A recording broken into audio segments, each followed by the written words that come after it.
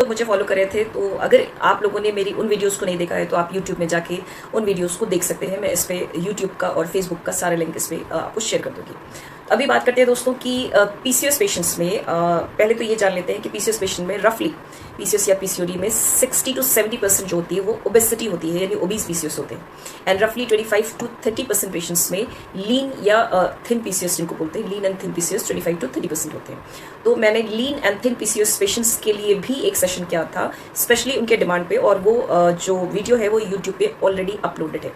तो उनकी डिमांड पे मैंने वो सेशन किया हुआ है। और जिन लोगों को लीन एंड थिन पीसीओएस है वो अपनी डाइट में क्या चेंजेस करें और उनको डाइट किस तरीके से लेनी चाहिए, उस पर एक छोटा सा सेशन मैं ऑलरेडी कर चुकी हूँ। तो आज जो सेशन मैं कर रही हूँ वो ओबीस पीसीओएस पेशेंट्स के लिए कर रही हूँ। वो 60 to 70% पेशेंट्स जो कि ओबेसिटी से ग्रसित हैं, जिनको कि मोटापा कम नहीं हो रहा है और पीसीओएस, तो ये सारी चीज़ें जो मैं आज बता रही हूँ, अगर उनको पीसीओएस या पीसीओडी नहीं भी है तो भी वो अपनी लाइफ में लागू कर सकते हैं।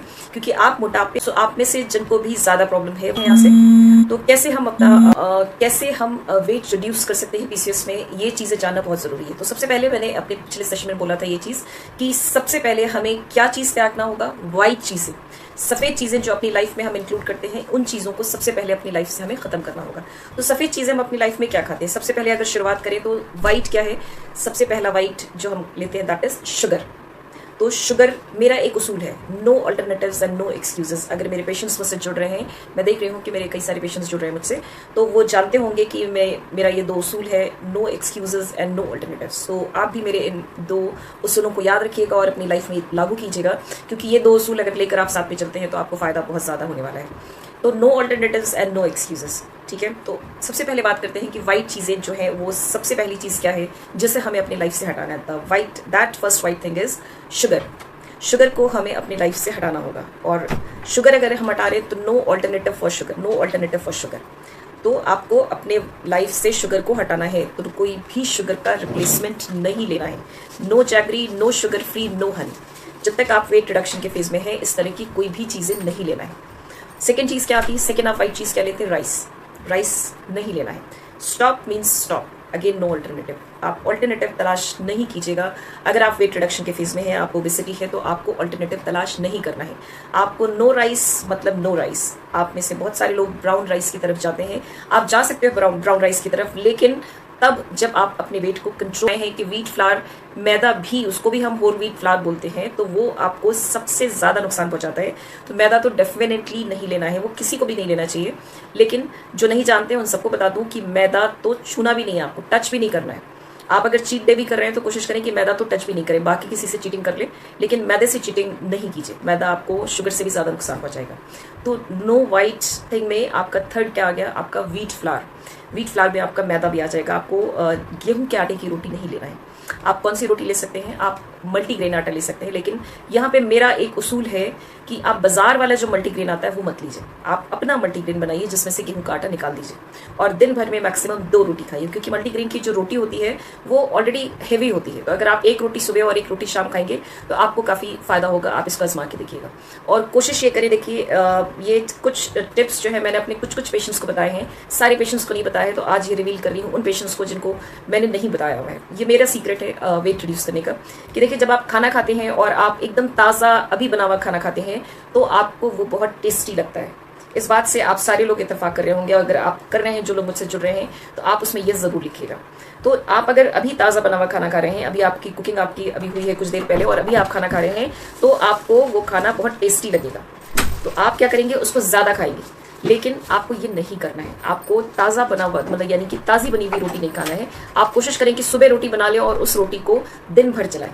क्यों? क्योंकि अगर आप बासी रोटी खाते हैं, इसको हम बासी कॉमन लैंग्वेज में तो बोलते हैं, मुझे नहीं पता कि आप लोग इसको इस वर्ड को किस और किन वर्ड्स में बोला जाता है, मुझे नहीं पता। लेकिन अगर सुबह की रखी हुई रोटी आप दोपहर और शाम में खाते हैं तो आप ज़्यादा नहीं खाएंगे पहली बात, और आपको जब ये बहुत टेस्टी नहीं लगेगी तो आप थोड़ा थोड़ा खाएंगे। तो शायद ये जो 2 रोटी है वो भी रिड्यूस होकर आपकी 1 या 1.5 रोटी में कन्वर्ट हो जाए। तो ये एक मेरा ट्रिक है जो आप आजमा के देखना, क्योंकि इससे मैंने खुद भी वेट को रिड्यूस किया है। तो तीसरी चीज़ हो गई कि आपको जो व्हीट फ्लावर है उससे दूर रहना है, मल्टीग्रेन आटा यूज़ कीजिए और maximum 2 rotis in a day. अब उसके बाद थर्ड चीज़ क्या आ जाती है आपकी, ये वाइट में नहीं आती है, बट थर्ड चीज़ है कि आपको ऑयल, घी, बटर, इन चीज़ों से दूर रहना है। अब ऑयल, घी, बटर दोस्तों, इन चीज़ों से दूर तो रहना है, लेकिन कैसे दूर रहेंगे? तो फिर आप खाना कैसे बनाओगे? तो आप क्या करते हो? आप ग्रिलिंग एंड रोस्टिंग शुरू कर देते हो। तो मेरे पेशेंट्स तो जानते होंगे कि मैंने उनको मना किया हुआ है। आप सारे लोग जो मुझसे नए जुड़ रहे हैं वो लोग ध्यान से सुने कि ग्रिलिंग, रोस्टिंग या फिर किसी भी हाई हीट या हाई फ्लेम पे खाना नहीं बनाना है, क्योंकि पीसीओएस पेशेंट्स को वो और ज़्यादा नुकसान पहुंचाता है। तो आप ऑयल बंद करने के चक्कर में आप अपने को और ज़्यादा नुकसान पहुंचाते हो। तो आपको ऑयल, घी, बटर पहले तो यूज़ नहीं करना है, और आपको जो ऑयल यूज़ करना है उसका नाम जल्दी से नोट कीजिए, that is extra virgin olive oil. आप extra virgin olive oil daily 1 teaspoon use कर सकते हो, और आपको करना है क्योंकि उसमें एंटी इन्फ्लेमेटरी प्रॉपर्टी होती है। तो आप सबको आज से extra virgin olive oil use करना है, जो कि आपकी सेहत के लिए, आप सबकी सेहत के लिए और हम सबकी सेहत के लिए बहुत अच्छा होता है, हार्ट के लिए भी बहुत अच्छा होता है, और इसमें एंटी इन्फ्लेमेटरी प्रॉपर्टी होती है जो कि आपको डेफिनेटली फायदा पहुंचाएगी। लेकिन इसका मतलब ये नहीं है कि मैंने आपको एक्स्ट्रा वर्जिन ऑलिव ऑयल बताया और आप 4 से 6 स्पून डेली यूज करने लगे। कुछ एक पेशेंट ऐसा कर रहे हैं, इसलिए मैं आपको बोल रही हूँ कि डेली 1 टेबल स्पून मैक्सिमम लेना है, 1 teaspoon to 1 tablespoon maximum in a day, not more than that. इसके बाद आप आते हैं कि अगर आप ये खाएंगे नहीं तो फिर खाएंगे क्या? तो प्रोटीन को अपनी डाइट में बढ़ाइए, and that too natural protein. जैसे ही मैं प्रोटीन का नाम लेती हूँ, और अगर मैं भूल गई आपको ये बताना कि नेचुरल प्रोटीन, तो आप ये क्या करते हैं, आप फौरन जाते हैं बाजार से और जाकर प्रोटीन पाउडर लेकर आ जाते हैं और प्रोटीन बिस्किट्स लेके आ जाते हैं, और अगले मंथ आप मेरे पास 3-4 किलो एक्स्ट्रा वेट और बढ़ा के आ जाते हैं। तो इसलिए अब मैं बताना नहीं भूलती हूँ कि प्रोटीन से मेरा मतलब है कि नेचुरल प्रोटीन ओनली। जो लोग वेज हैं वो वेज प्रोटीन खाएं। जैसे आप मैक्सिमली आप कौन सा प्रोटीन यूज़ करते हो? आप दाल यूज़ करते हो, दाल खूब सारा खा सकते हो, चना खा सकते हो, सोयाबीन ले सकते हो। और जो लोग नॉन वेज हैं डेली 1 अंडा खा सकते हैं, आप फिश खा सकते हो। मैंने अपने कई सेशंस में बोले हैं, नॉन वेज पेशेंट्स जो हैं वीक में 2 बार फिश ले सकते हैं। आप चिकन ले सकते हो, हफ्ते में 1 बार चिकन ले लो, वीक में 2 बार फिश ले लो। तो नॉन वेज इस तरीके से कर सकते हैं। और वेज जिनको नॉन वेज, जो बिल्कुल भी नॉन वेज टच नहीं करते हैं, तो वो दाल हो गया, आपका चना हो गया, आपका सोयाबीन हो गया, तो इन सारी चीज़ों में काफ़ी प्रोटीन होता है। तो आप प्रोटीन को खूब सारी मात्रा में लो, उतना जितना आप डाइजेस्ट कर सकते हो। उसके अलावा आप खूब सारी योगर्ट लो। कर्ड जो बाजार में आती है, जो बाजार पैकेट वाली जो कर्ड होती है, उसमें कुछ नहीं होता है, उसमें लैक्टोबैसिलाई वगैरह नहीं होता है। तो मैं हमेशा पीसीओएस पेशेंट्स को बोलती हूँ आप कर्ड लो। लेकिन अभी उन पेशेंट्स को जिनको मैंने बोला हुआ है और जिनको मैंने ये क्लियर नहीं किया, उन सबको मैं क्लियर कर रही हूँ कि बाजार वाला कर्ड से मेरा मतलब नहीं होता है। बाजार में जो ये पैकेट वाले कर्ड्स आते हैं उनको नहीं खाना है। आपको अपने घर का बना हुआ जो दही होता है, that is called as yogurt, उसको खाना है, और खूब सारा खाना है। उतना खाना है जितना कि आपको नुकसान नहीं पहुंचा रहा है। तो जितना आप खा सकते हो, that is a natural probiotic. वो आपको मोटा नहीं करेगी और आपको बहुत फायदा पहुंचाएगी। आपके अंदर जो इन्फेक्शन होने की बार बार प्रोबेबिलिटी होती है, जैसे पीआईडी होने का खतरा होता है बार बार। बहुत सारे पेशेंट्स ऐसे, मैं नाम पढ़ सकती हूँ बट मैं नाम लूंगी नहीं, इससे जुड़ रहे हैं जिनको ये हो चुका है। आपको यूरिन इन्फेक्शन होने का खतरा होता है बहुत ज़्यादा। तो ये खतरे आपके इन चीज़ों से टलते हैं। और उसके अलावा आपको पीसीओडी में भी फायदा होता है।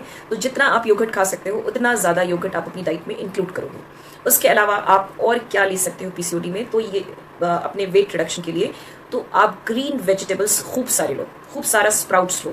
ग्रीन वेजिटेबल्स में कुछ चीज़ें आप इंक्लूड करना मत भूलो। जैसे आप ब्रोकली इंक्लूड करो, सबसे इंपॉर्टेंट स्पिनच इंक्लूड करो, यानी कि पालक का साग इंक्लूड करो, that is very very very important.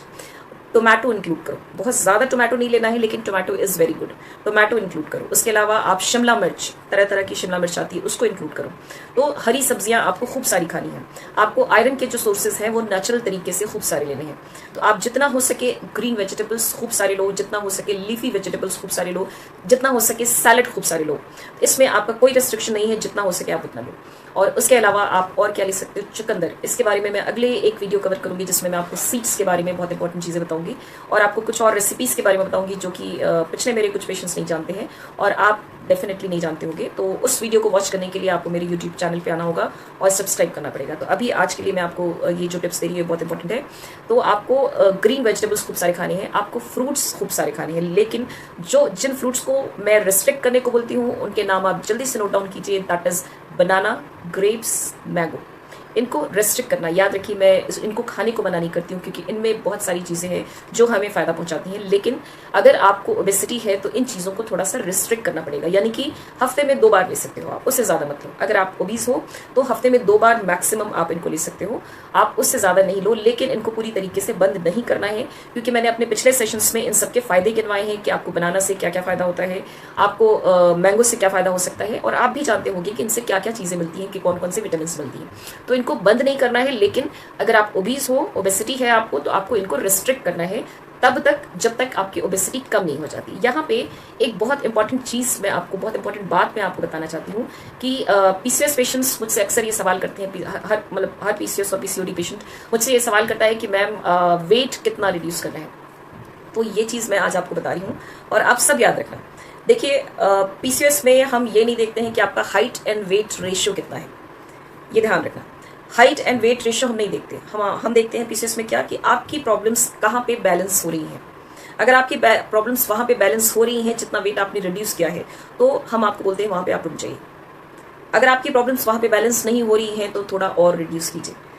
कई बार होता है कि 65 kg वेट भी है तो भी आपकी प्रॉब्लम्स बैलेंस हो गई, तो हम आपको बोलते हैं वहाँ पे रुक जाइए, वहीं पे स्टेबल हो जाइए और उस वेट को आप मेंटेन कीजिए। तो यहाँ पे हम हाइट एंड वेट का रेशियो जो होता है वो नहीं लेते हैं। हम यहाँ पे पीसीओएस या पीसीओडी में जो है वो आपकी प्रॉब्लम्स को देखते हैं कि वो कहाँ पे बैलेंस हो रही है। तो आप सबको मैं ये बता रही हूँ, हाँ वो लड़कियां जो अपने आप को फिट एकदम देखना चाहती हैं, वो अपना हाइट एंड वेट के हिसाब से अपने आप को मेंटेन करना चाहती हैं, वो कर सकती है, बिल्कुल कर सकती है। मैं उस चीज़ के लिए मना नहीं कर रही हूँ। लेकिन अगर आप मुझसे ये सवाल करना चाहते हैं कि मैम वेट कितना रिड्यूस करना चाहिए, तो पीसीएस की या पीसीओडी के केस में आपको वेट वहाँ पे रिड्यूस करना चाहिए, वहाँ तक रिड्यूस करना चाहिए जहाँ पे आकर आपकी सारी प्रॉब्लम्स बैलेंस हो रही हैं। और अगर वहाँ पे आपकी प्रॉब्लम बैलेंस हो रही है तो वहाँ पे आकर आपको रुक जाना चाहिए। देखिए हम अपनी क्लिनिक पे हमारी क्लिनिक पे 115 kg के पेशेंट्स भी आते हैं, 120 kg के भी पेशेंट्स आते हैं और बहुत इजीली वेट रिड्यूस करते हैं। लेकिन इन सारे पेशेंट्स में मैंने जो एक बहुत कॉमन चीज़ देखी है, बहुत सिवियर डिप्रेशन में होते हैं, बहुत ज़्यादा स्ट्रेस के शिकार होते हैं। तो इन सारे पेशेंट्स को मेरा सिर्फ एक बात मेरी होती है, एक बात मैं इनसे कहती हूँ कि अपना सारा स्ट्रेस और सारा डिप्रेशन यहाँ मेरी क्लिनिक पे आज छोड़ के जाओ। आज के बाद ये डिप्रेशन और ये एंग्जाइटी और ये स्ट्रेस आपको मेरी क्लिनिक से नहीं मिलेगा। अगर आप सीरियस हो तो मैं आपसे भी कह रही हूँ कि अगर आप सीरियस हो तो अपने एंग्जाइटी, अपने डिप्रेशन को दूर फेंको और अपना ट्रीटमेंट स्टार्ट करो। अगर आपके अंदर डिस्टर्बेंस ज़्यादा है तो हो सकता है कि आपको मेडिसिनल सपोर्ट की ज़रूरत पड़े और आपको डॉक्टर की ज़रूरत पड़े। यहाँ पे मैं अभी आपकी पीसीएस ओबेसिटी की बात कर रही हूँ। तो आज का जो सेशन था वो आपकी पीसीएस ओबेसिटी पे था। किसी ने मुझसे सवाल किया, देखिए अब मैं सवाल लेना थोड़ा सा कम मैंने कर दिया है क्योंकि सेशन बहुत लंबा खिंच जाता है। बट इन्होंने सवाल किया है कि मैम क्या मॉर्निंग वॉक से वेट लॉस होता है। तो देखिए ये डाइट के बारे में आज मैंने बताया है, लेकिन येस आपको at least minimum half an hour की वॉक करनी है और एक्सरसाइज करनी है। वॉक और एक्सरसाइज पे मैं दूसरा सेशन करूंगी क्योंकि अभी सेशन लंबा हो रहा है और उसके बारे में आपको डिटेल में बताऊंगी। तो अगले बार मैं कई सारे सेशंस करने वाली हूँ और बहुत सारी इंपॉर्टेंट चीज़ों के बारे में बताने वाली हूँ। मेरे सारे वो पेशेंट्स जो काफ़ी हद तक अब ठीक हो चुके हैं और मुझसे अभी वो कंटिन्यू नहीं कर रहे हैं मेरे, लेकिन सेशंस को वॉच कर रहे हैं, मैं आप सबसे कह रही हूँ कि अगले सेशंस में मुझसे ज़रूर जुड़ना क्योंकि कुछ नेचुरल टिप्स मैं और आपको देने वाली हूँ जो उस टाइम मैंने आपको नहीं दी है। तो आपके मैं नाम पढ़ रही हूँ और मैं नाम देख रही हूँ, आपसे मुझसे ज़रूर से जुड़ना। सो हैव अ नाइस रखना। आज के लिए इतना ही। अगले एक बहुत इंपॉर्टेंट सेशन के लिए और बहुत इंपॉर्टेंट टॉपिक के साथ जो आपको डेफिनेटली फ़ायदा पहुंचाएगा और नेचुरल, जैसे आप जानते हैं कि मैं नेचुरल ट्रीटमेंट की बात करती हूँ अपने सेशंस पे, कभी भी मेडिसिन की बात नहीं करती हूँ। लेकिन ये ज़रूर कहती हूँ कि अगर आप पीसीओएस या पीसीओडी से ग्रसित हैं तो ये सोच के नहीं चलिए कि सिर्फ नेचुरल ट्रीटमेंट आपको फ़ायदा पहुँचाएगा। आपको शुरुआती दौर में मेडिसिन के सपोर्ट की ज़रूरत पड़ सकती है और आपका डॉक्टर आपको असेस करके बता सकता है कि आपको किस तरीके से लेकर चलना है। मैं अपनी क्लिनिक पे सिर्फ पेशेंट आता है और उसको इस तरीके से ट्रीटमेंट पे नहीं डालती हूँ। पहले मैं उसको असेस करती हूँ और फिर देखती हूँ कि उसको किस लेवल पे मुझे कैच करना है, उसको पहले स्टेप पे कैच करना है, सेकंड पे करना है, थर्ड पे करना है या किस स्टेप पे कैच करना है। तो ये ज़रूरी होता है पेशेंट के ट्रीटमेंट के लिए और ट्रीटमेंट को सक्सेसफुल बनाने के लिए। तो आप सबके लिए भी मैं बोल रही हूँ कि आप जहाँ पे भी ट्रीटमेंट करा रहे हो आप अपनी इन चीज़ों को ध्यान में रखोगे क्योंकि ये ज़रूरी है। सिर्फ आप सोचो कि डाइट मैनेज कर लो और आपको आपके डिस्टर्बेंस बहुत ज़्यादा है, आप सोचो कि सिर्फ एक्सरसाइज कर लो और आपका डिस्टर्बेंस बहुत ज़्यादा है, तो अपने टाइम को वेस्ट नहीं करो। आपको शुरुआती दौर में आपकी बहुत सारी चीज़ों को हमें मैनेज करना पड़ता है। थोड़े बहुत अगर प्रॉब्लम है, थोड़े बहुत डिस्टर्बेंस है तो वो इन चीज़ों से मैनेज हो जाते हैं। तो वो लोग जो ऑलरेडी ट्रीटमेंट पे थे और ट्रीटमेंट से निकल चुके हैं उनके लिए बहुत सहायक होगी। लेकिन वो लोग जिन्होंने कभी ट्रीटमेंट नहीं लिया है और उनकी एज 20 ईयर्स या उसके ऊपर हो रही है तो उन सबको मैं कहूँगी कि एक बार प्रॉपरली आप ट्रीटमेंट लीजिए ताकि आपके अंदर जो डिस्टर्बेंस है वो कम हो, क्योंकि कई बार पीसीओएस पेशेंट्स को ट्रीट करने में हमें काफ़ी टाइम लग जाता है। इस बात का ध्यान रखिएगा क्योंकि आगे आने वाली लाइफ, आपकी पीसीओएस की लाइफ एक बेहतर लाइफ हो, ना कि आपको बाद में पता चले और आप उसके लिए पछताए। तो उससे बेहतर है, पछताने से बेहतर है कि आप राइट टाइम पे राइट ट्रीटमेंट लें। सो दोस्तों, आपकी फर्टिलिटी एंड पीसीओएस स्पेशलिस्ट आपसे यूं ही जुड़ती रहेंगी एक और इम्पॉर्टेंट टॉपिक के साथ, एक और अच्छे डिस्कशन के साथ मैं फिर से जुड़ूंगी आपके साथ। Have a nice day, take care, bye bye.